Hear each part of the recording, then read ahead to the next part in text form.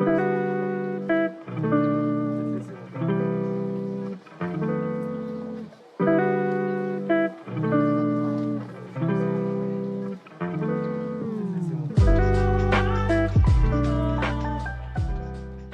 evening, fellow timekeepers, and welcome to our latest episode. I can't see you guys, but you can see me because we've decided to take the leap and do some YouTube and do some video, which is absolutely incredible. You can still get us on our audio feature on all good podcasting apps, but we just thought the best way of showing all the watches that we love, whether it's it's shots of the month or watches we're lusting after, we'd venture into the world of YouTube. So be kind to us. You can put comments on, give us inspiration, that kind of thing. But like I said, we're venturing into the world of visual.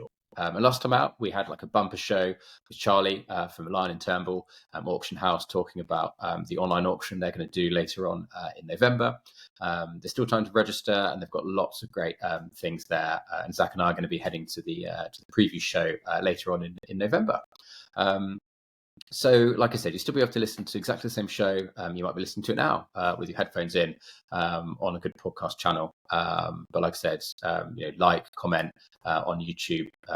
We'd love to learn about what our listeners and our viewers like.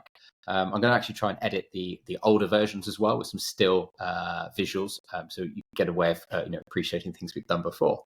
And one of the reasons why we're doing this is actually we're going to have a wonderful artist in sort of the watch industry come and join us. Her name is Z Wang. Some of you may already know her. She's a brilliant artist, like I said, from Australia, and she's created these wonderful watch drawings, sketches, and paintings. And we thought this can only be really done justice as a video cast, not a podcast. So that's why we're making the leap, and we'll hopefully bring you more things. So I've talked for a little bit there, but I'm going to hand it over to Zach because I believe we're talking to a very famous person now, courtesy of the New York Times. So how have you been, Zach? And tell the listeners and viewers more. Yeah, definitely. Well, thank you for that intro. Famous, I wouldn't quite say so as of yet, but yeah, I had an amazing opportunity back in September to sit down with 3 other watch collectors who are under the age of 30 to join a round table in Soho, London. The event was hosted by Rachel Felder for her New York Times article to discuss various topics such as what kind of watch content we're into, or where we shop for our new watches. We also kind of discussed the evolution of collecting in the digital age and how our passion for horology is driving the new generation of collectors. It was quite awesome to be a part of and to be able to contribute. I'd never done that before, but also hear everyone's individual opinions. For those looking for the article, you can find it on the New York Times paper that was issued last week on the 7th of November in the watch section. So next we'll be moving on to our sort of wrist checks. Today I have on my Rolex, the Oyster Perpetual. It's quite nice to be able to show it in the camera this time. And what do you have on today, Tim? Well, first of all, before I do that, you can see almost all my watch collection over here. So again, we've gone visual. So I've got this wonderful stand here with them, but I'm wearing the Omega Seamaster 300 that I bought this year that I absolutely love. But like I said, all the watch collection there. You can see our wonderful timekeepers, beer mats as well. We've got the Panerai stuff as well. We've got all the Cartiers up there when we do a bit of a deep dive later on. So Zach, I'm waiting to see what stand you're going to get as well for later episodes. So yeah, rocking the Seamaster 300 at the moment today. Awesome choice. Cool. So we talked about Seiko last time, didn't we, Zach? Grand Seiko, but we never actually got to go to the store before we recorded. Our diaries didn't really align. But undeterred, we made it to the flagship store, and I wanted to catch a glimpse of that one watch I mentioned a lot, that awesome red dial. And it was I'm going to have to look at my notes because you have to do it word for word. And it's the Morning Glow of the Hertoika Peaks. But sadly, it wasn't in. But it will be back. We had to move quickly because there's only 200 pieces in Europe, and 100 of those are reserved for the UK. But I can't wait to pop in and actually see it in person.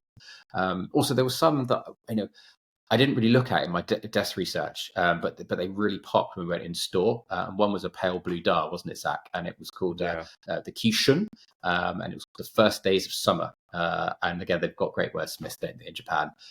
Makes you want to pick up Ghost of Tsushima on the PS5. People know me, I'm a big gamer, and just bash out a haiku, sort of very tranquil, bit of fighting as well, of course. But they're great wordsmiths, aren't they? But the rest of the dial is very simple. There was no sort of date windows to spoil the view. Neat silver hands, a good price point too. But for those that do like references, it is the SBGW 283. Again, there was another watch we couldn't try because it was in the shop window, but it had this incredible purple dial, didn't it? And the Grand Seiko called this the Boishu. Sort of the quote they use again is when the beauty of the autumn is at its height and when the winter is around the corner. You have to really see it in the flesh to truly appreciate it. Again, good price point, all things considered. And again, reference SBGW 287, I believe. And I think we talked before in the last podcast. We sort of joked that these seasonal themes, it sort of means you have to buy 4 of them to cover yourself off. This watch here, the Omega, it's a summer watch, so that's 1, and you've got to buy another one, that's 2. But Grand Seiko sort of compels you to buy 4, 1 for each season. So good marketing by Grand Seiko. Was that, what were your first impressions when you went into the store? And what watches did you actually like? I think it's a green one that you spotted that caught your eye as well.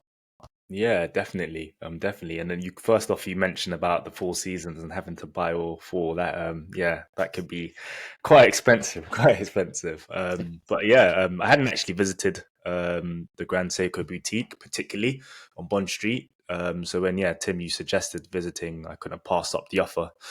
We were greeted by a friendly Grand Seiko team, and were passed on to Sam, one of the sales assistants, I believe, who was very gracious and pleasant, invited us to look at most of the watches and allowed us to try on different Grand Seiko models. There were 2 watches that stood out to me. First, it was the green dial, Sakura Wakaba, I believe. Probably butchered that. 62GS high beat, reference SGBH343. There was something quite hypnotic about the dial. I found it so compelling. And at the time, wearing a green jumper, it just went so well. At 38 millimeters as well, the watch sat perfectly on my wrist, which just added to its charm for me also. So that was my first favorite watch. The second, I would say, my second favorite watch of that evening was Grand Seiko's Quartz Gecko Night Sky, reference SBGX349. A piece inspired by the inky darkness of the night sky. This piece was super elegant and shared the same case size as my Rolex Oyster Perpetual, sitting at 34 millimeters. The silver hour markers contrasted the dark blue dial so well, and the silver polished case just added to the watch's ultra refined look for me. I'm a big fan of crocodile straps, and this watch had a crocodile strap in navy. And I feel like that it just did an awesome job in tying all the great elements together of that watch.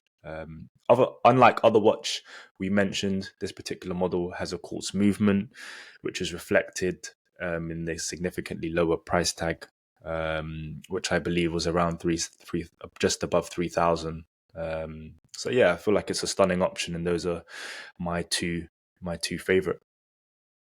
No, that sounds really good. Again, I wasn't really taken by Grand Seiko sort of historically, but I might have to add one. But then, I do really like the Reverso. I do really like a Panerai. So I think there's an orderly queue forming, isn't there? There we go. One day. No, thanks for that, Zach. And also, just to update you on our travels, I was able to have a great event at Breitling the other week. It was with the Watch Collectors Club. Again, we've had Hamish and Ed on before, and obviously they had their great event up in Manchester at the weekend too.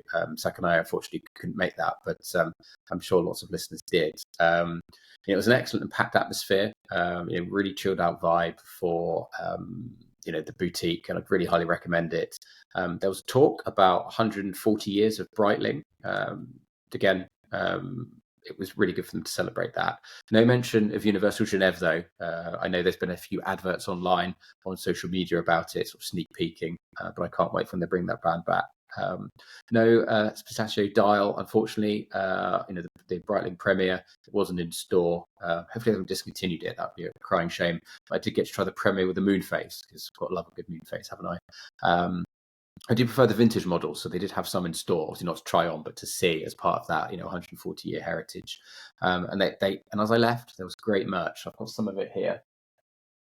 So then people can see that. It says 140 years of firsts. And I didn't know what this was at first, but I think it's a bookmark. So I'll be using that if I ever get the chance to read anything. Also, with 2 kids, I listen to podcasts, but you can't really read anything because you've got to make sure they don't do anything stupid like kill themselves. So yeah, but still, it's staying there, and it will look pretty and nice like all the other watches.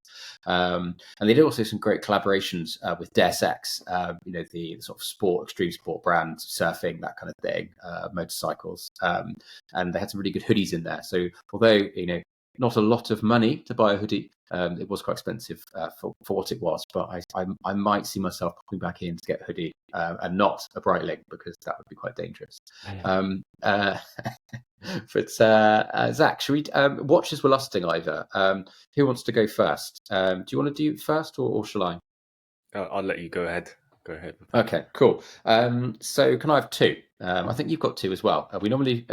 We quite like we can only have 1, but it was a bit of a toss up for me. So one thing we sort of mentioned in passing in another episode was that, Zach, you like the Zenith el Premero. I'm not the biggest fan of Zenith, but I saw a half black and half white dial. So I'm just going to get my phone out. I think you should do the same.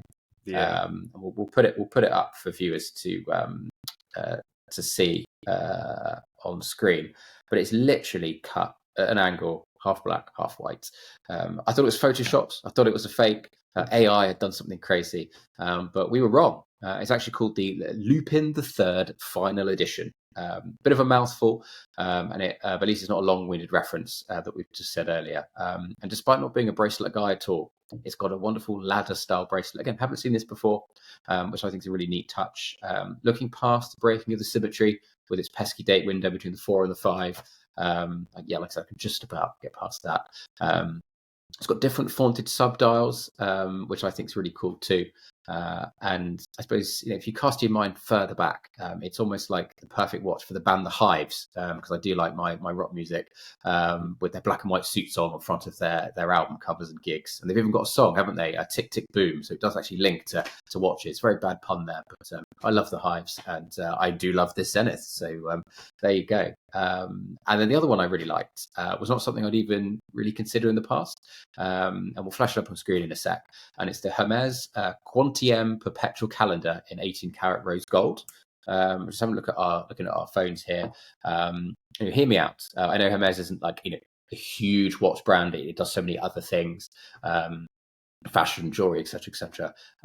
But it's got geometry with the 4 subdials, symmetry, so big tick. You've got the moon phase, big tick. Clean and crisp white dial against the rose gold, big tick. It's got some quirky and unique numerals, and they've got sort of small gaps in them, like dashes, like a Morse code. And it's not just on the main dial configuration; it's actually in the smaller subdials, and the date subdial too. And I think that's super cool. So it's another big tick for me. And its lugs are really funky. If you sort of look at them at sort of an angle, they're almost like traditional like tap basins, like you get in an old like Victorian style bathroom. And then they've got this wonderful lead leather strap at the top. I mean, it's a completely random watch, but I really, really like it. I mean, Zach, have I got a bit crazy with the Hermes there? And what ones were your favourite this month that you were lusting over? Certainly not. So first off, that Zenith el Premero, like you mentioned, I'm a huge fan of them. And like you mentioned, when I first saw this, I definitely thought it was edited. But it's really cool to kind of see like an inverted, almost color dial. So kind of 2 colors going on, really cool. And then also the Hermes. I haven't really looked into Hermes watches per se, but when you did send this over, I was really shocked at how great it actually looks. I'm a big fan of red croc straps or outrageous color straps, of course in gold cases. Nice touch, rose gold. And then also what kind of stood out to me is kind of like the funky style numerals, which was kind of different to me, so quite refreshing to see. So great choices there. For me, I have 2 also. The first watch being a vintage Omega Constellation, reference 2852. This is the Pie Pan Constellation, nicknamed the Shark Tooth.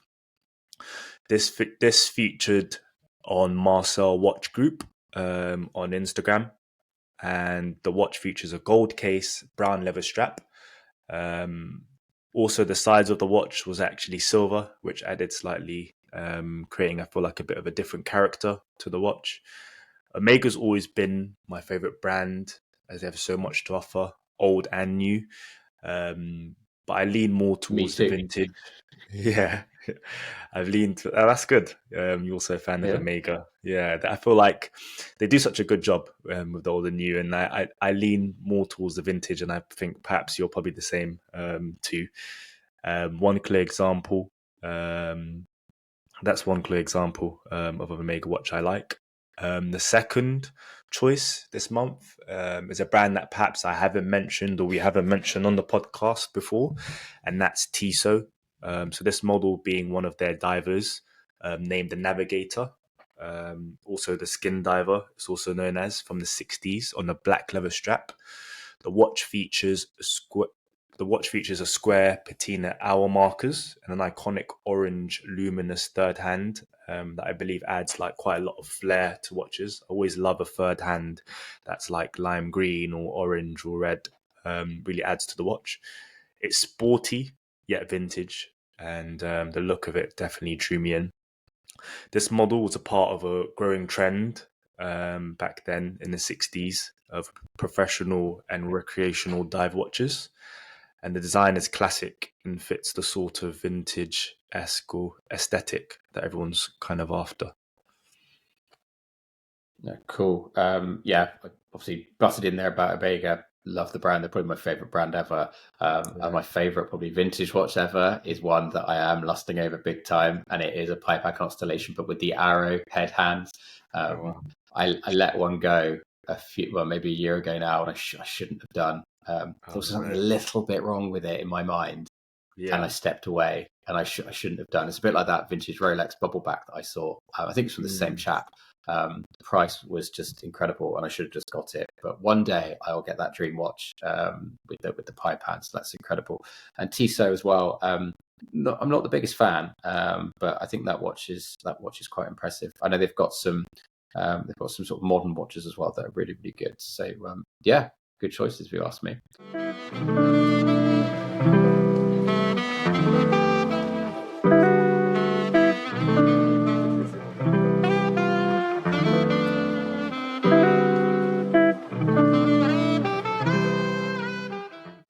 Shall we pivot to Insta shots of the month? So we've had a few reels and shots of skateboards, haven't we? Which I've personally absolutely loved. And there was a recent shot in the desert. But this time, I was really struck, and I get my phone out again so we can sort of talk through it. But it was incredible. It was, and I was really struck by it. It's Scarlett in the Shire's needlework on her jacket. She actually stitched, or she got someone to stitch for her, a Cartier tank. I just think it's amazing. Really good idea. I haven't seen it anywhere else. So clever to stitch it, watch designs onto clothing. Bravo, is what I say. I think there's a watch merch cornering the market to be had there. So we talked about Deus Ex and Breitling hoodies, but actually stitching on the Cartier tank as an image with the cabochon in blue as well. It's very impressive. And next up is actually collaboration. And it's great to see in the watch community two people coming together, two photographers. They produce standalone, like really quality images, but it was such a good blend of styles. And it's none other than Three Hand Picks, who we've actually mentioned on and highlighted on the pod before, as well as Heavy in Time. You'll see the full set, will flash up on screen. But there was one where they're both sort of dangling the watches off their fingers, with it sort of like straight at the camera, and it's black and white, and it just really highlights sort of the depth of the background and the lighting. The watches themselves are very different. There's I believe it's a Rolex Yachtmaster and a Baltic. I personally like the mix of the masculine and feminine hands as well. So it's not just about the watches. It's a really neat juxtaposition. Lot of play going on there, almost like they're dancing. And as I said, very, very impressive. And then finally from me, it's a new hashtag for this month, and it's Watches and Pastries Week, which I can really get into. And it takes place from the 18th of November. So hopefully the pod version of this will be out. Don't know if I get the editing done in time for the video, but get ready. And I'm obsessed with the Great British Bake Off. I'm still one behind, I think, so I've got to catch up. So no one tell me on the comments who's gone out. But this one is a teaser from the gentleman that's running it, Coffees and Calipers. And this image is sort of slightly offset of the Omega Seamaster, but it's got some fun photography in terms of like arcing sort of circular lines of a marble table with a black textured background, and there's more circular lines of the coffee cup and plate. Replete with obviously coffee, and I think it's an almond pastry. So we've got great eye for composition there, and I think that's really hard to beat. So out of those three, which one do you like, and which one deserves our beer man, Zach? And also, what Insta shots have you got for us this month? Now you always pick the best ones. It's kind of unfair. But yeah, these are the amazing shots. First of all, I love that the picture of I think it's Scarlett the Shear, and her kind of like sewn in Cartier jacket. I think it's totally amazing. I think I definitely want that. I want that on my socks. Yeah, that would be cool. I never even knew this kind of existed, so that would be awesome to have that on the jumper for sure. And like that's there's a niche everywhere. 100%. So I'll definitely. If you get the Oris Bear, I'm sure you can get like a Cartier tank like stitching somewhere. Yeah, it'd be great. That's true. We got to get our demands in. But that was a crazy shot. So it was an awesome one to share. Even that little cabochon is amazing. So well done to her. Also, your second photo of the black and white, it was really cool to see the masculine and feminine, as you said. But then also I'd say it was really cool to see Rolex, the big brand, paired with Baltic, which is of course a much smaller brand. Just kind of two complete different watches, but kind of in unison in one photo. So it's quite nice to see that. And then, of course, the last photo of the pastry was just amazing. It's kind of making me feel a little bit hungry. I haven't really had an almond croissant in a while. But yeah, amazing. And I wasn't too aware of that pastry and watch week, so I'll be looking forward to be joining along. It's kind of hard to pick between the three. Exactly. And you were in Paris, weren't you, a few months ago? And I'm going to go at the end of the month, and I'm going to go look at a few watch shops if my wife will let me. So I'll definitely try and have some pastries and some watch shops and blend them together. So yeah. And if you had to pick out of the three, what do you like before we move on to yours? I would have to pick the second shot, black and white, just captured so well. Kind of like male hand, female hand, difference in the watches, just very creative the way they kind of like hung down in the photo and captured. And then the black and white, nice. I feel like black and white photos always have a more of a dramatic effect. So I'd have to say that one. I'd say that one personally. Cool. And what about yours? What have you got for us? Yeah, so for mine, I believe I only have one, so not as many as you this week. For me, the Insta shot of the week goes to Tim Vore, which I believe is a watch writer for various different magazines and papers. He captured the most expensive FP Jaune. I'm not sure if anyone's kind of seen that. Probably most people in the watch community, which was sold at Phillips recently for a staggering $8.3 million. The opening bid for the watch was $2.3 million, which is just mind-blowing and insane. But back to the shot. The shot captures the incredible details of the watch. You can kind of see the open face with all kind of like the balance wheel and different movements and mechanisms within the watch. Truly extraordinary. So I believe that would have to be my watch shot of the month.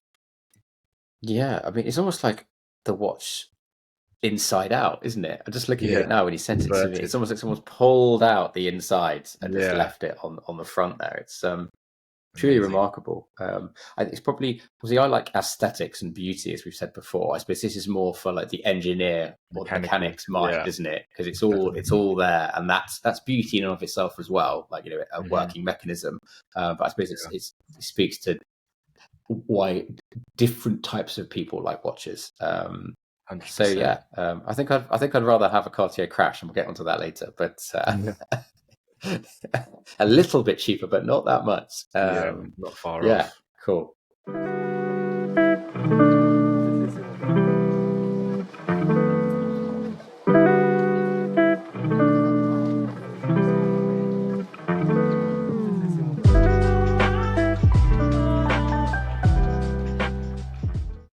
Thanks for that. So we're going to go brand deep dive, and I've kept it back on purpose because I love them so much. I adore Cartier as a watch brand, and I've been really fortunate to acquire 2 models. So I'm actually going to stand up and get them.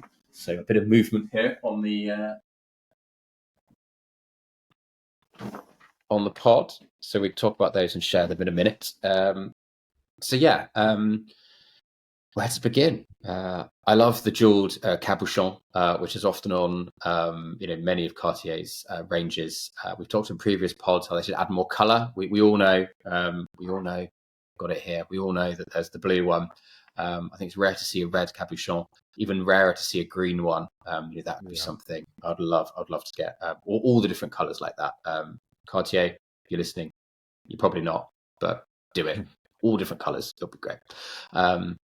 And also, it's simply the design thinking that goes into the watch brands, especially the case shapes. They're second to none, and they're not a conservative brand. How many conservative brands are there in the watch world? You need to push things out there, and aesthetically, for me, it's unparalleled. So, should we talk about the tank? It's the most famous one. Not to get it over and done with, but you can't start talking about Cartier, can you, without talking about the tank? It's an icon for both men and women. Comes in numerous forms, and we're going to talk about the most common one, I guess, which is the must range. Listeners know I've got one from the 1980s here. There we go. Beautiful piece. Again, we'll flash it up on the images I took previously as well, so you can see it really up close. It's got this gorgeous radial dial. It's and elongated numerals. It's really elegant. It probably gets the most positive remarks. And put them, when I'm out talking to people, and it's probably my favorite vintage watch in my collection as well. Just it's incredible. It's really, really good. And also Cartier, its name, the name Cartier, is sort of semi-hidden at the 7 o'clock position on a lot of watches, and particularly on the tank. I think it's a really neat touch. Even better when they mix it up, put it in the 10 clock position as well, because they've gotten some of them. And again, the blue steeled hands is a nod to vintage, which obviously I adore. They've got other sort of more modern must ranges, as well as ones a couple of decades back as well, with sort of flat block coloured dials. There's a burgundy red, there's like a jet black. Some examples there, and they're probably my favourite picks. Very partial to the lapis blue dial they did. We obviously have got the lapis in the new Baltic, and there's even a wood version, which I think is quite quirky. And for me, every watch collector's got to have one at some point, or keep indefinitely. Which is your favourite tank must? Let us know in the comments on YouTube. Then you've got some less sort of common tanks, which I'm just going to reel off here. We won't spend too much time with them, and I want to bring Zach in as well. You've got the American, which is like more stretched, sort of oblong, and it's sort of like got a blunted cabochon, and it's akin to almost like a nut and a bolt, so it's less pointy. Then you've got the Francais, which is more of like a squat design, and it's sort of brush steeled case, which I really like, and on the bracelet, which is certainly different, harder to scratch and that kind of thing. And the cabochon is more rounded on this one. Not the biggest fan, but again, I'm sure someone's got one. Then there's an older model, the London. It's more of a square dial. Again, we'll flash it up on screen, but it's got this like parallel case lines to create almost like a ladder effect. So it's almost like that. Again, you don't see many of those out and about. I mean, what does the tank do for you, Zach? Have you owned one in the past? But I mean, they're a great iconic brand. You must have had one or would like to have one. Totally. First off, let's see the one. I think I missed it. Let's see that. Let's see the one you have. Your Cartier tank. Did you flash your Cartier tank? Hang on, there we go. Wow, it's not going to come up on the screen very well. Yeah. We'll put it on as a photo that I've taken before. That's a beautiful watch. Beautiful watch. I'm a big fan of Cartier tanks. I actually purchased a Cartier tank, Must Cartier. I think it was back in lockdown. when I was looking for things to keep me entertained whilst we're trapped inside. For like everyone, it's a bit of a nightmare. Watching the time go by, yeah. Yeah, literally curfews and everything. So I was scrolling through eBay and I came across a gold tank must on a cherry red leather strap. And I love different color straps. The combination with the blue cabochon, and I know that Tim loves cabochons, with the blue cabochon, red strap and gold plate case completely drew me in.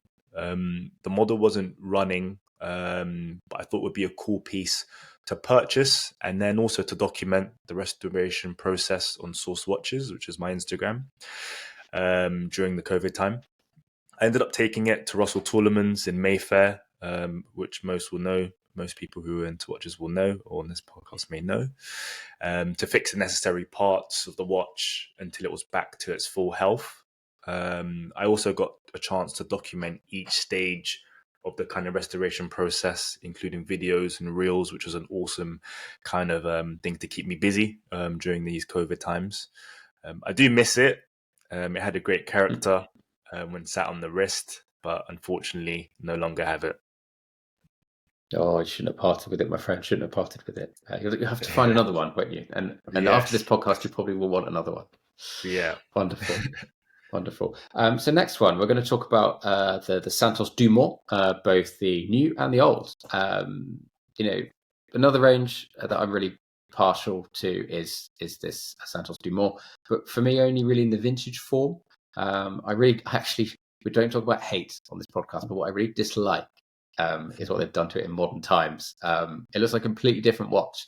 The vintage version looks much more industrial, almost like a work of Art Deco. It stands out in all gold, and then you've got the square inside casing that's sitting on top of a more sort of rounded case. Again, it's almost like they've drilled screws into it, or rivets, to make it more almost like an old steamship or cruise ship. They maintain the square dial with the Roman numerals, which is quite a theme of Cartier, and they've got the blue steel hands, which again I love. They've got a platinum version, which I think is pretty nice too, but the gold pops an awful lot more. I think there's an ultra thin version, which I'm actually like the one I love the most, and it really does take my breath away.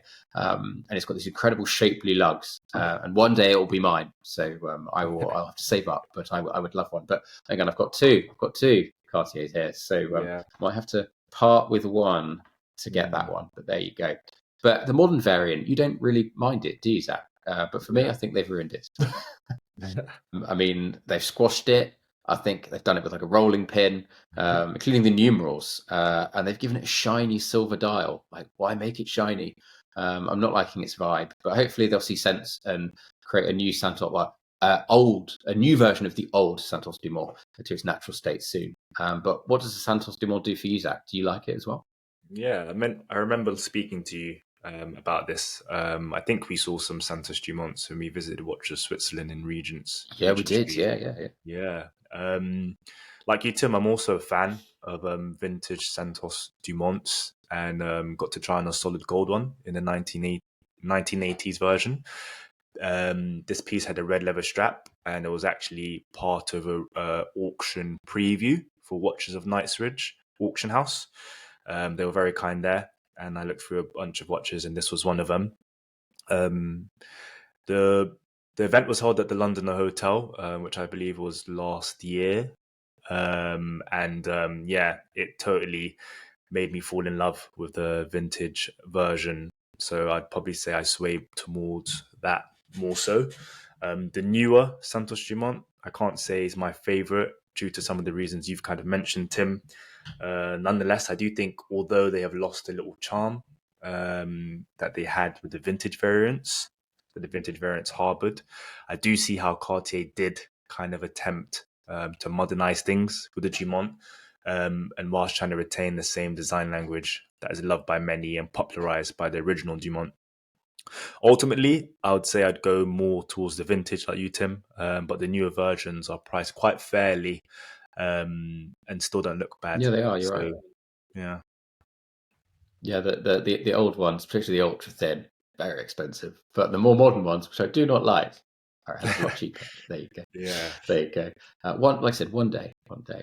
So we'll move on to a lesser known piece, but it caught my eye about 18 months ago, and I had to have it, and that is the ceinture, which I probably butchered, which is French for belt buckle. So I'm just putting it on screen there, and we'll put like a really good photography image of it up for YouTube. It was from the 1970s, and that was its heyday. It's got this incredible, as we can see here, octagonal shape. It can only be described as having the corners cut or clipped off. It is like a belt buckle. If you turn it that way and look at it, you could wear that as a belt, couldn't you? Maybe that's another bit of merch. You've got the stitching of a tank, on your socks, and then you could have an actual belt buckle ceinture. So there we go. And it's almost stacked, like one case on top of each other, sort of giving it a sense of depth, which not all watches have. The cabochon has been departed with. It is gone, fini. But they've actually put the crown sort of sandwiched between the two cases. Again, I'll flash it up on screen. And it's got an octagonal flat shape to go along the case itself. I think Cartier should actually bring it back. Their back catalogue is incredible. It's without equal. If they made a modern version of this, I would definitely purchase it. Perhaps a slightly bigger version as well. Zach, what do you think about the Cartier ceinture, the one that I've got here? Yeah, definitely. I think a completely beautiful watch. But before I go on to the ceinture and what I kind of think about it, I did forget to add something as part of the Santos section that we kind of spoke go about back. previously. It's fine. Go back. Let's go back. So not a Dumont, but back in 2021, I purchased a 1998 Cartier Santos full set. I believe the reference was a 1564. It was almost a birth year, but not quite, because I was born in 96 and it was a 98 version. It's incredible watch. Displayed the Cartier's classic square shape, as you kind of mentioned previously, which was very easily recognizable by others. It also had a metallic matte finish bracelet, which I loved, and was easily kind of recognized by those who don't know the brand and who do know the brand. I loved the kind of the polished bezel, metallic bezel, that kind of contrasted well with the matte bracelet. I wrote with joy, but then, like most watch enthusiasts, unfortunately, I was proposed an offer which I couldn't refuse, as many of us know, and ended up selling the watch on, unfortunately, and do kind of regret it. But I guess that's kind of how it goes. But back to my thoughts on the ceinture and what you've kind of mentioned, I kind of feel this is another example of Cartier hitting the nail on the head when it comes to design. I feel like the ceinture is extremely good-looking watch and captures all the elements that made the 1970s a great time for design. That's very good. Like I said, I would have bought one if I didn't fall in love with it. It is incredible. I do prefer my other tank that I've got, though, the Vermeil. Like I said, I get more comments on it, but both very beautiful watches. We'll move on to watch that. I think, Zach, you've mentioned before as well, and I quite like it too. I think it's good for watch shops, and that is a rather jazzy number, and that is the basculante. So it's very hard to describe over a podcast. So it's great that we're now videocast, unless you didn't know the model already. So you basically can flip and rotate the case in all sorts of angles and lines and shapes. And I believe it's called a cabriolet system, a bit like a convertible car on a hood, sort of closing and opening. It's great for watch shots on Instagram, like I just mentioned. Gone is the cabochon, a bit of a shame. I do love them. But the jewel still remains on the face, like an all-seeing eye. It's very odd, but I do quite like it. It's often blue, but I've seen red versions as well. And there's one particular one that I really do like, and it's got blue dial. It's complete with 5 stars of the Australian flag, celebrating 100 years of the Australian Federation. So someone that loves Australia, who's got family in Australia, that's quite a cool model. I don't know how many they did in terms of special edition, but if I was have to have one, I think it would be. I think it'd be that. But Zach, if I recall correctly, you did pick up a basculante for a previous watch shot of the month. So what do you specifically like about them? Yes, and well remembered. The basculante is almost an enhanced version of the tank, I kind of believe. A watch that I also love. Its extra level of complexity really intrigues me, and I can imagine it would be quite a nice conversation starter, maybe at watch events, maybe at a watch collecting event. I love the small details, such as the integrated crown. All its little details make it such a unique and an interesting piece to have as part of your collection. So yeah, I'd love to have one as part of the collection. And I love the kind of cabriolet system that you've mentioned that really enhances the piece.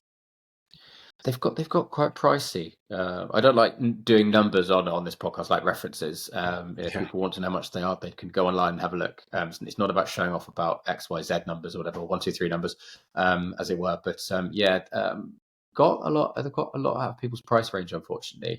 You think because they're quite quirky, and they're not that many of them, maybe the price will stay low. But again, free market economics. There's supply and demand. It's gone up. There you go. So another watch that I actually quite like, but I'm going to touch on it, and it's called the Vendome. It's very traditional.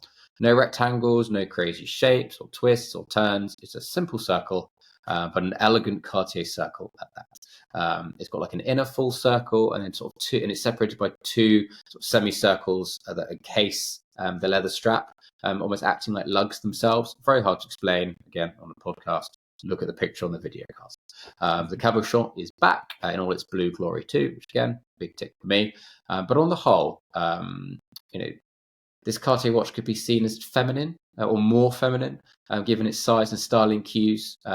So maybe it would suit more of sort of a woman's wrist. If my wife was into watches, which she's not, she absolutely hates them. She said, "Never buy me a watch," so I won't. But I would, if I was pushed, consider the Vendome for her. I think she can pull it off very well. But if I did, she'd probably kill me and I wouldn't be here anymore. So I will just spend watches on myself. So that's absolutely fine with me. Zach, do you like it? Yeah, no more money spent on watches. That's a hard one, isn't it? Exactly. You'll get it. Exactly.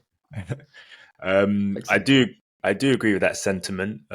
This model does seem to appear a bit more feminine compared to the other Cartier models we've previously mentioned and that are out there. Maybe it's due to the plethora, I feel like, of curves used when it comes to the design, rather than Cartier's more popular and familiar square and angular kind of design language. I'm someone who doesn't really like to define a watch as masculine or feminine usually, but I do believe it's more subjective, and watches shouldn't be put into brackets in this context. I feel like people should be able to enjoy whatever they want and wear whatever they want, of course. And that's the one beautiful thing about watches, actually. I feel like one good example of this is the Cartier's Panther. I've often mentioned this, a watch that's kind of perceived as a lady's watch, but there's actually a photo of Keith Richards from the Rolling Stones actually wearing one. There's multiple photos, which is something that can definitely help to change someone's opinion, and then also at least make them more open-minded to what watches can be worn and what is considered feminine or not feminine. So yeah, he definitely popularized that and changed my opinion with that, because I also thought that the Panther was definitely a lady's watch, but he definitely made it look cool. Anyway, back to the Vendome, because I've kind of digressed. I am a fan, but it wouldn't fall within the top 3 or top 5 of my favorite Cartier models, if I'm being honest with you. Yeah, well, I mean, you said Keith Richards. I mean, he's probably got more masculinity than like 10 men in a room. He exudes Totally. it, I guess. He can pull off lots of things. So, Yeah. Maybe that's what it is. fair play. Maybe that's what it is. Maybe exactly. he can pull it off, and many can't. He can rock it. Yeah. So we're getting to the end of the podcast now. We've saved a few for last. So money, no object. Sophisticated and discerning, bold and striking. The gentleman's choice. No, not a pointless and soulless Daytona. Sorry, Rolex, but it is the Cartier crash. What could be said? It's almost like Salvatore Dali's, persistence of memory with a hint of Scream by Edvard Munch. Its case shape is certainly a work of surrealism. It tries to defy physics. It's not how any sane person would design a watch. In order to deliver its function, i.e. tell the time. It's contorted, it's crumpled, it's misshapen.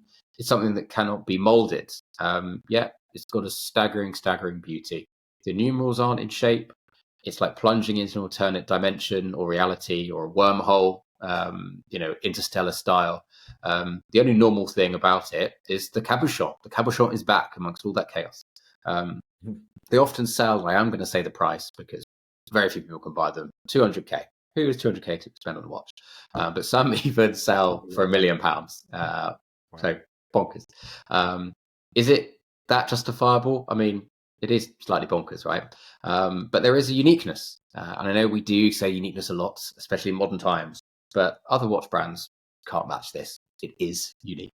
Maybe we can dream of a crash / swatch medley. So it costs 200 quid, or quartz version. So it costs £1,000 for us mere mortals. I mean, obviously I'm kidding because who'd want a quartz crash or a crash swatch medley? But, I've even got the joyous Omega swatch, mood swatch there. So, people buy it, don't they? But I mean, Zach, what do you think about it?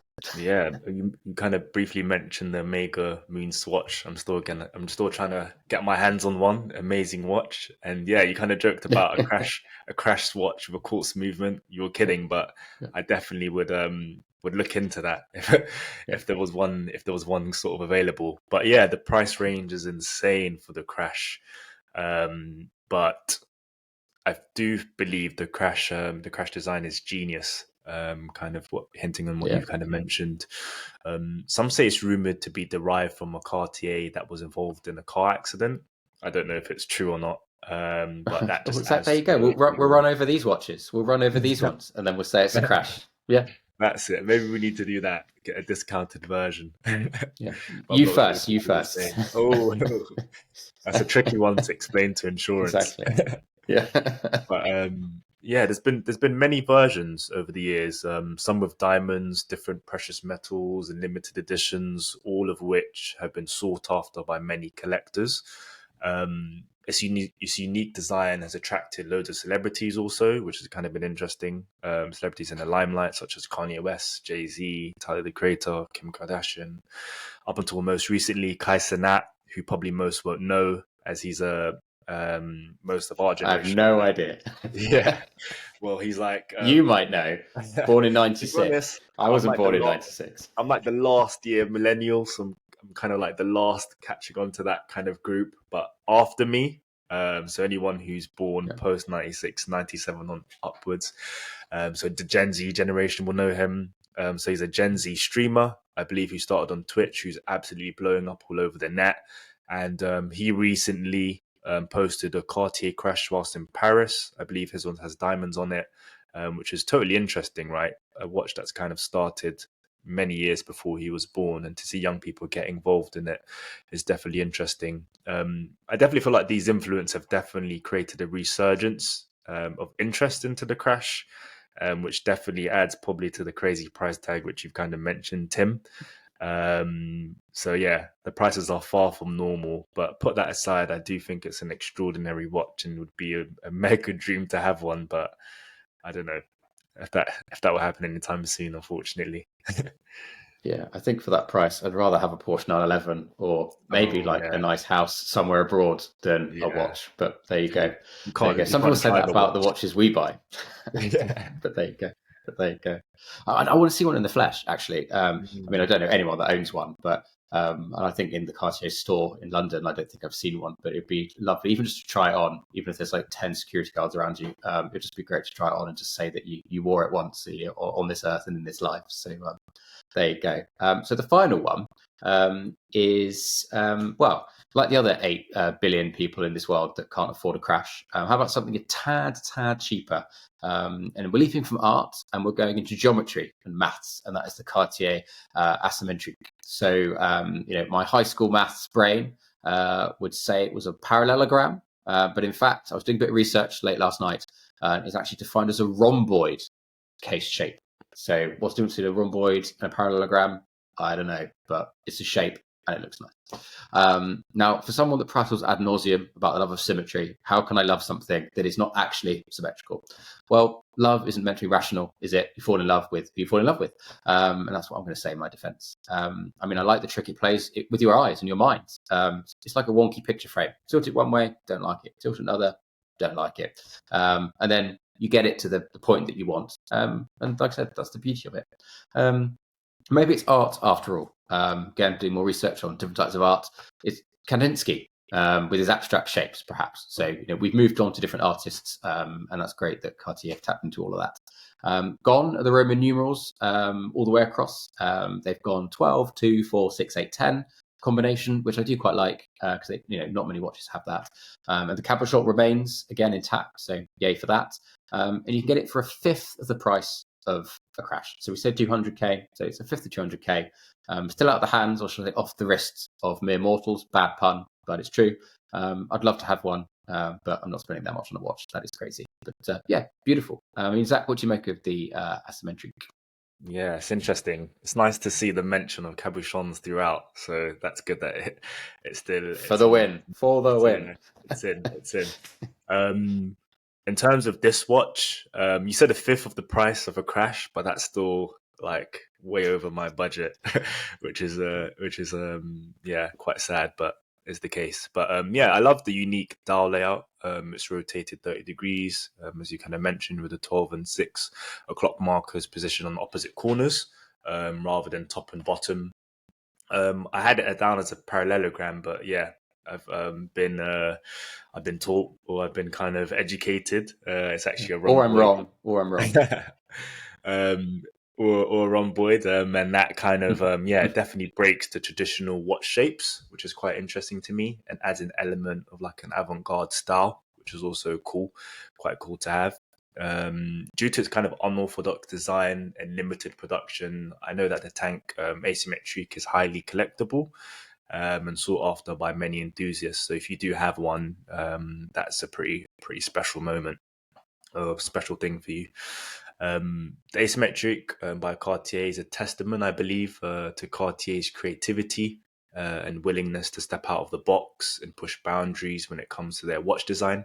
It's always quite interesting quite entertaining actually when brands such as Cartier, who've been around for a while, continue to kind of push those boundaries or try new things, because we can often be staying stagnated within the watch industry with loads of models being quite similar.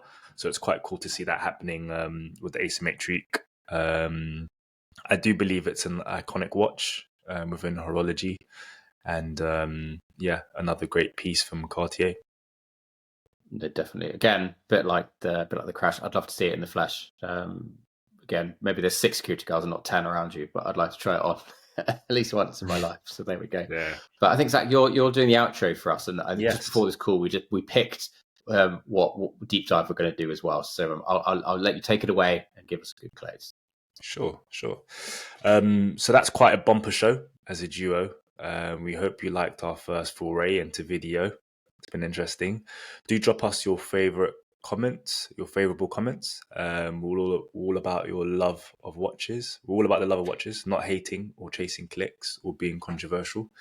As we've mentioned, we'll be trying this out again for another interview. Next time we'll have Z and her incredible works of watch art. I have seen some of her pieces, completely amazing. And we'll have them on video to better appreciate the drawings. By then, we've visited our previous for Lion & Turnbull's online watch auction, so we can feedback on the lots we saw, and I'm sure there'll be incredible things coming up. Our watch brand to deep dive in will be Patek Philippe, so stay tuned for that. A lot of interesting things around that coming up. And follow us on the Timekeepers 2024 on Instagram. Tell your watch fam. Check out Tim's Insta page on watch_word_ and me at sourced_watches. And give that New York Times article a read too, if you do have a chance. So November the 7th it came out. Have a look at that. It's quite an interesting roundtable conversation. And thank you again for keeping time with us. Until next time, it's goodbye from... Yep, goodbye. Tim. Goodbye for one. Yeah, it's goodbye from Tim and goodbye from me. Goodbye.